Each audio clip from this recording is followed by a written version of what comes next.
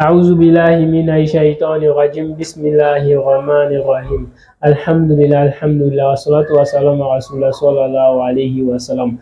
Alhamdulillah, merci Allah subhanahu wa ta'ala qui nous a facilité ce jour et nous avons fait le ramadan passer ensemble. Alhamdulillah, la facilité ce ramadan aussi, on est ensemble. Alhamdulillah.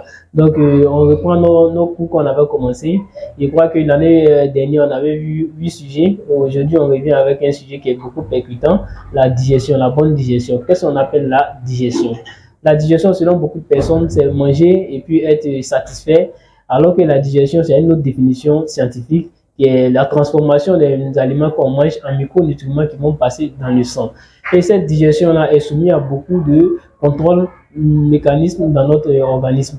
Donc, ces mécanismes sont aussi au contrôle du cerveau et au contrôle de certains systèmes nerveux qui sont autonomes dans le corps.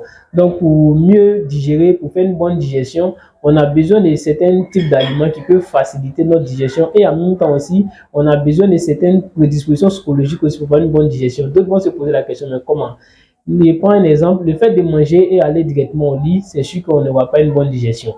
Donc, quand il finit de manger, il est préférable d'attendre un certain nombre de minutes pour pouvoir faciliter la digestion. Parce que le mécanisme, c'est un phénomène mécanique.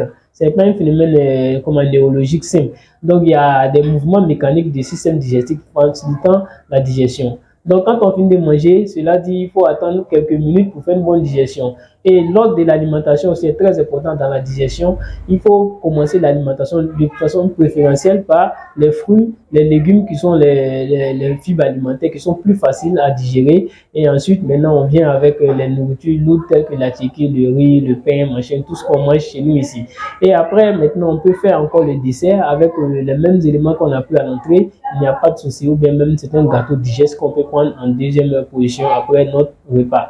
Donc tout ça, c'est des attitudes qu'il faut adopter pour une bonne digestion. Donc manger aller au lit est déconseillé et c'est source de beaucoup de maladies, notamment la colopathie fonctionnelle qui est plus répandue dans notre contrée.